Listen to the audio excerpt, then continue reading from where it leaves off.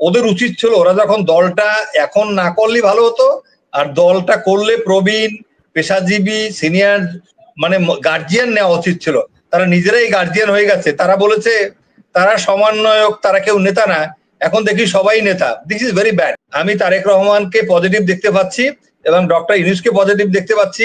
ওই এনসিপি যত কিছুই বলুক, things will be decided by BNP, Jamaat এবং অন্যান্যরা মিলে। Mainly it is BNP.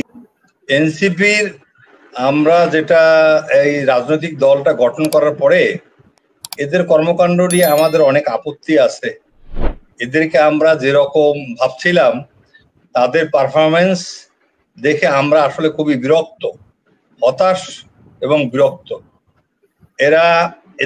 এদের আমরা যে একটা মানে বিশাল অর্জন আমরা ভাবছিলাম তাদের মাধ্যমে হয়েছে এবং এটা ধরে রাখার জন্য তারা সবকিছু করবে, তাদের ডেডিকেশনটা অন্যরকম থাকবে।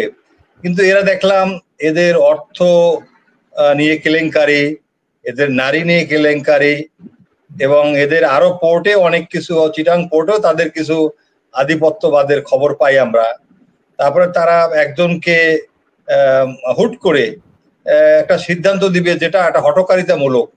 এখানে অ্যাকচুয়ালি বাচ্চা ছেলেরা যতই বলুক ওরা খুব বড় হয়ে গেছে, ম্যাচিওর, কিন্তু আসলে ওদের বয়স তো 30-এর উপরে না। তো 40 বছরে নবুয়তি পেয়েছে আমাদের নবীজি, আর এদের বয়স 30 হয়ে গেছে। এরা সব বুঝে গেছে। এদের যে ভাষা, বডি ল্যাঙ্গুয়েজ, কথাবার্তা, যে ভাষায় কথা বলে সিনিয়রদের ব্যাপারে, প্রবীণদের ব্যাপারে, এগুলি খুবই অবমাননাকর। এবং আমাদের যারা পিতামাতা আমরা আছি, আমার ছেলে আমার মেয়েরাও আছে এই জেনারেশনের মধ্যে, আমার নিজেরই ফ্রাস্ট্রেশন চলে আসে।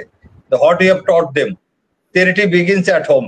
তো এই জন্য আমার কাছে আমি মনে হচ্ছে যে যে আশা নিয়ে আমরা বুক বেঁধেছিলাম সেটা আমরা এখন এদের মধ্যে আমরা অনেকটাই মনে হচ্ছে উবে গেছে, মিয়ে গেছে। এইটা আমাদের খুব পীড়া দেয়।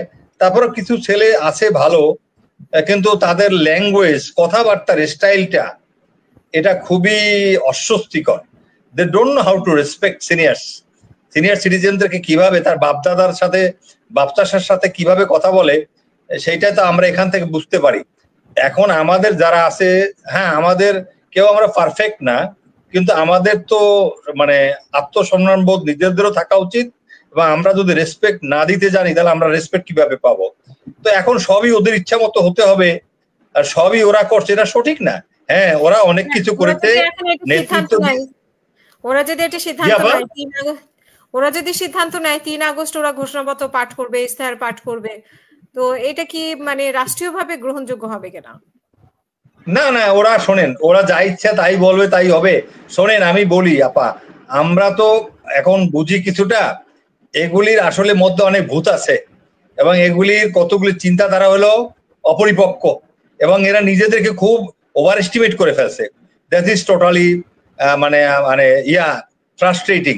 এজন্য আমি মনে করি ওদের উচিত ছিল ওরা যখন দলটা এখন না করলে ভালো হতো, আর দলটা করলে প্রবীণ পেশাজীবী সিনিয়র মানে গার্জিয়ান নেওয়া উচিত ছিল। তারা নিজেরাই গার্জিয়ান হয়ে গেছে। তারা বলেছে তারা সমন্বয়ক, তারা কেউ নেতা না। এখন দেখি সবাই নেতা। This is very bad. এবং আমি সত্যি কথা আবার বলি, আই ওয়াজ সাপোর্টিং দেম। আমার খুব, আপনি দেখছেন আমি কিন্তু এদের খুব, সবাই আমাকে মনে করতো কি আমি বোধহয় এনসিপির খুব একটা আসলে I don't know this people, কিন্তু আমিও সম্মেলন, আমিও গিয়েছি, আন্দোলনে গিয়েছি, আমার পক্ষে যতটুকু সম্ভব ফিজিক্যালি গিয়েছি, রাজু ভাস্কর্যে গিয়েছি। আমরাও ভাই ওই যে হেলমেট পরে কিছু ইটের টুকরো আমাদের গায়ে লেগেছে, কিন্তু আমরা যে আশা নিয়ে গেছি এটা আমরা টোটালি তো এদের বোঝা উচিত, সরে আসা উচিত। তাদের সামগ্রিক স্বার্থ এবং যারা বড় দল, অভিজ্ঞ দল, সিনিয়র লিডার্স অন্যান্য দলের, they should have due respect for them এবং তাদেরকে অভিজ্ঞতা শেয়ার করতে হবে, তাদেরকে বসতে হবে তাদের সাথে। তারা একাই এই দেশের কিন্তু এই পরিবর্তনটা আনেনি, এখানে সবাই মিলে পরিবর্তন এনেছে। সুতরাং they have to sit with others. তারা যেভাবেই যাই করে এখন কিন্তু তাদের সেই অবস্থান নাই। আমি আপনাকে এটা একেবারে খোলামেলা বলতে পারি, আমরা কিন্তু তাদেরকে, আমি মনে করি হয়তো 2, 4, 5টা সিট তারা পেতে পারে ম্যাক্সিমাম যদি আগামী ইলেকশন হয়। এখন তারা যদি মনে করে তাদের দল আরো ভালোভাবে সংগঠিত করবে, সময় নিবে এবং চ্যালেঞ্জ করবে সেই ক্যাপাবিলিটি তারা হারিয়ে ফেলেছে। এখন তাদের দ্বারা এটা হবে না। সুতরাং আমার মনে হয় যত তাড়াতাড়ি ইলেকশনটা হয়, আমরাও চাই যে ইলেকশনটা হয়ে যাক, কিন্তু সংস্কারগুলি হোক। ফেব্রুয়ারিতে দেওয়ার ইচ্ছা, মানে ফেব্রুয়ারিতে যেটা উনি বলেছেন ইলেকশনে ফেব্রুয়ারিতে হবে কিনা আমি এটা এখন অনিশ্চিত না। আমি ডক্টর ইউনূসের কথাকে আমি সম্মান করি, যেহেতু তারেক রহমানের সাথে তার একটা বৈঠক হয়েছে এবং তাদের মধ্যে নিজস্ব কিছু আন্ডারস্ট্যান্ডিং হয়েছে, যেটা তারা নিজেরা শেয়ার করেছে আমরা জানি না। বাট আমার মনে হয় তারেক রহমান সাহেবও অনেক ম্যাচুরিটি অর্জন করেছে বাই দিস টাইম। এবং আপনি দেখবেন আমি আমার এই বিভিন্ন সময়ে আমি আগের তারেক রহমান এবং এখনকার তারেক রহমান আমার মনে হয় একরকম না, কারণ বয়সের ভারে অভিজ্ঞতার আলোকে সে অনেকটা ডেভেলপ করেছে। এবং এরা যারা তার সাথে সাক্ষাৎ করেছে, লন্ডনে গিয়েছে, আমি তাদের মুখ থেকে শুনেছি he is different from earlier. তাকে আগে হয়তো কিছু ঘাটতি ছিল, হয়তো এখনো ঘাটতি আছে, কিন্তু আমার মনে হয় হি হ্যাজ ডেভেলপড এ লট। এবং ডক্টর ইউনূসের সাথে যে তার যে একান্ত বৈঠক, এই যে আমরা মনে প্রাণে চেয়েছিলাম, এটাই হয়েছে। এবং আমি যেহেতু সে দেখেন আপনি এই যে মেয়র ইশাক যে গন্ডগোলগুলি করলো, এই যে দিনের পর দিন তারেক রহমানকে সাপোর্ট করেনি। সুতরাং আমি তারেক রহমানকে পজিটিভ দেখতে পাচ্ছি এবং ডক্টর ইউনূসকে পজিটিভ দেখতে পাচ্ছি।